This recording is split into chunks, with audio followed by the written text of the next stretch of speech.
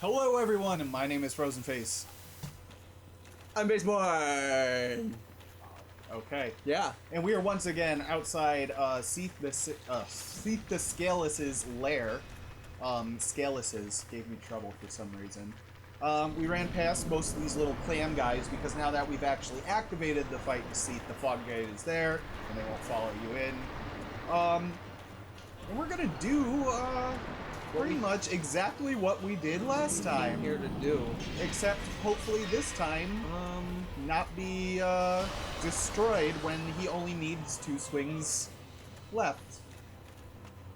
What do you think's gonna happen? Well, I didn't remember the outcome of the last match, so I doubt I'm gonna remember this one. Maybe? I'll say this.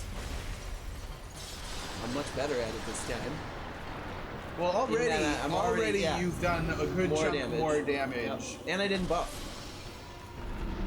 Yep. I definitely got the hang of things.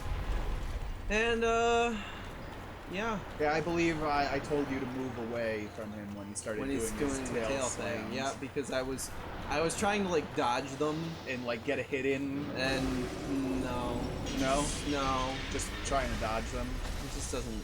You can dodge them like from the edge, but that sweep was kind of bogus. See, that's how he killed you the last time. He did the tail slam and then immediately did the sweep. Yeah, and it fucked everything up. It was pretty horrible. Going straight for the back tail. Yeah, I think I yelled at you for this little wedge. Yeah, you're like, fuck it, we don't need the What's the weapon? Oh, Moonlight Greatsword. Yeah, the Moonlight Greatsword, which is an intelligence weapon, which is not what we need.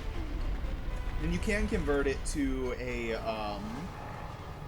a purely physical damage, and then it's okay.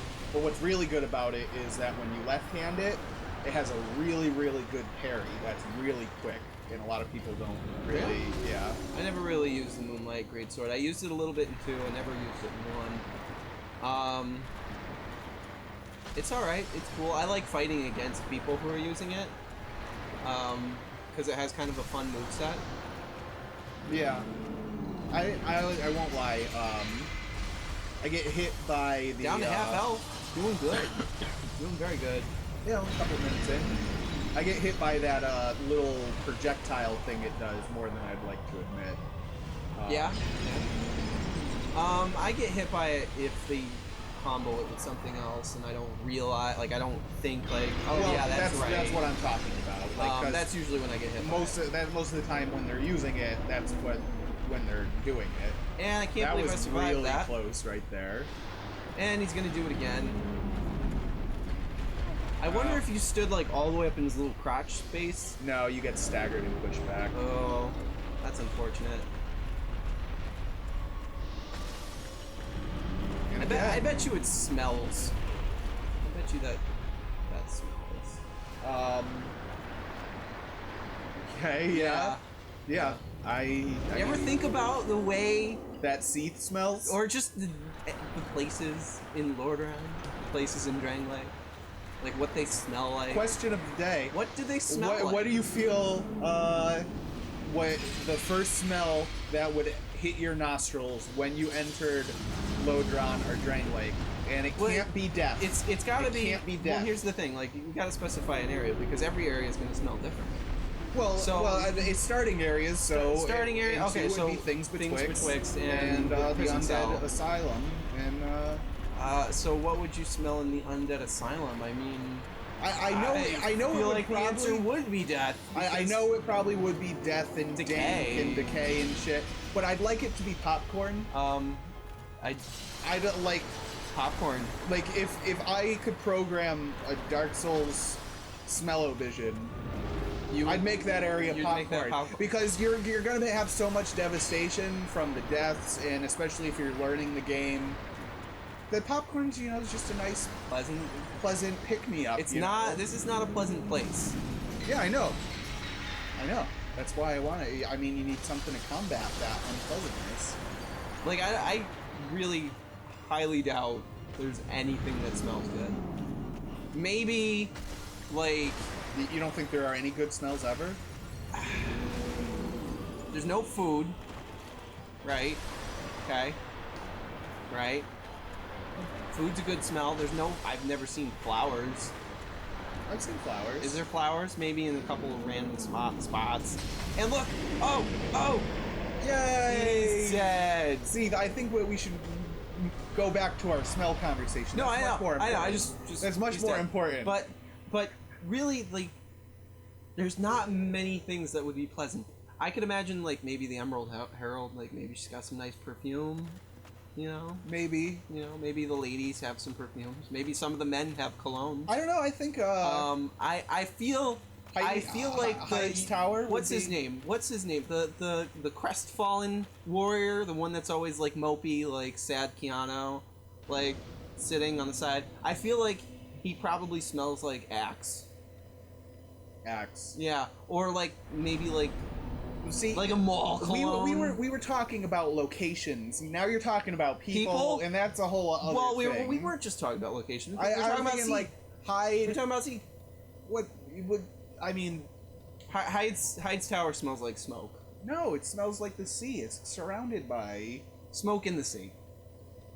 Where's the smoke coming from? From all the like fire stacks. It's well, okay, maybe I'm just thinking of the Tower of Flame, the Broom Tower. There's only, but it's because aren't there fires? There's a couple of lit fires in the background, but they're all pretty far away, and you don't really come across. You think the smoke wouldn't? If you were standing near the bonfire. I mean, the bonfire. The bonfire. All right, what do you think the poison in the Earthen Peak smells like? Alkaline. Alkaline? I was gonna say grapes. Grapes? It's green. You're just like, what are you on, man? Why would popcorn? Why grapes? wouldn't you want these smells in your game? I'm not trying to say what I would want them to be. That's what I've been doing. I'm trying to say what they would be. No, I was saying what you want them to be. I think popcorn and grapes are great. Alright, so what smells. do you think they would be? What do you think you'd want them to be? Popcorn and grapes, man. That's... What are we doing here? Why are we at the bonfire? I don't know. Maybe we wanted to repair something, level up. We're leveling up. Or not. I guess we're not. Was that the only item we had? We don't spend fucking forever here. No, I don't think so. Just What are you doing? What are you doing, Frozen Face? I'm not playing. You are. No, you are. That's how we're remembering it. You just did Seath. I know.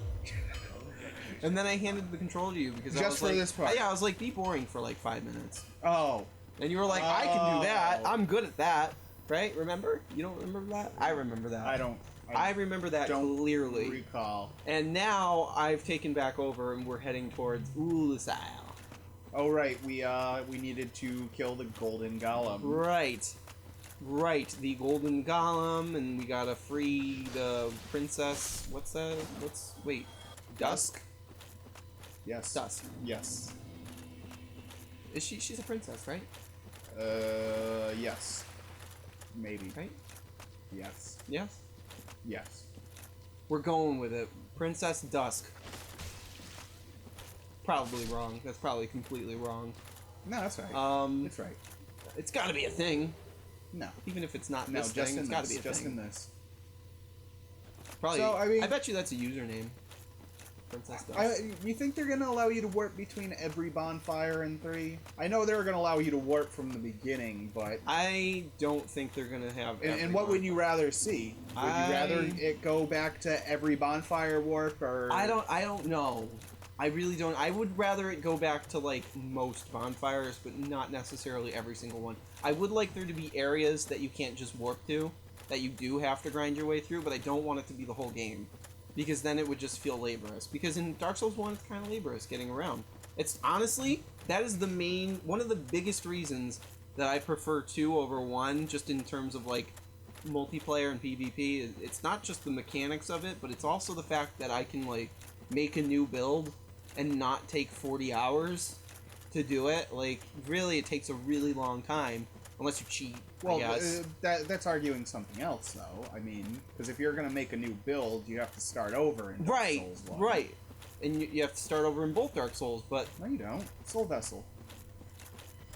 Well, okay, but I don't do that. I make, like, 4 or 5 builds, and eventually I will change them, but I like to have different builds, like, all at the same time.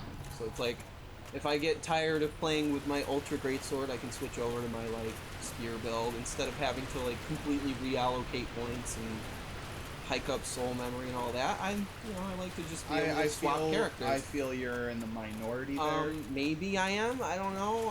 I'm more in the hardcore, so that is the minority. The hardcore is always. I mean, don't get me wrong. I have several characters myself, but right.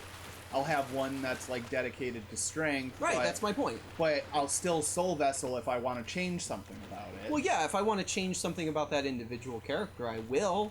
But I like to have multiple builds. I mean, so that I can swap between them quickly. Like in a session. I won't take like a strength build and suddenly turn him into a mage, but I will. Well, that would be very foolish to do, because of your starting points. But I'm talking about late game if you decide to change. I know, your but class. your starting points still matter. For instance, my Ultra Greatsword build that I use in a lot of the videos has 1 intelligence. Okay. So that only way I can have that is by being, what was it? Deprived? No. Deprived has 6. Barbarian? Is it Barbarian? What the hell is it? Is that a class? What the fuck? I don't know. What's the one with the big padded shoulders? I don't know. And the shorts? Skimpy shorts? Well, that one. Okay. That one. I haven't started a new character in a while. This is how my memory works, guys. This is it. This is it. Game I played thousands of hours. Can't remember what all the starting classes are called. Thousands of hours? Yeah, at this point, yeah, it's been about 2,000 hours. So insane. If I check your Steam numbers, it will say if you add up my vanilla, my Scholar of the First Sin, and both of my accounts, yes, you're gonna get right around probably 2,000 hours at this point. A lot of PvP. PvP. Because I'm probably... Because probably only about like 200 or 300 hours of that is actually like just playing the normal game. I'm probably... Like through multiple times, of course. Because wait, are you not including Dark Souls 1 in that? Or no, are you... this is all 2. This is all 2. I'm just talking about 2. Vanilla, Scholar of the First Sin, and I have 2 accounts. Gotta have more builds. See, that's how crazy I am with the builds. Because I think it's only like 8 that you can build or something. It's like a limited number, and then you either delete old characters or you like start a new account. So start a new account. Alright. I don't understand why you're not just working away right Because there. I wanted to check and see if I could summon her like right away, but I could not.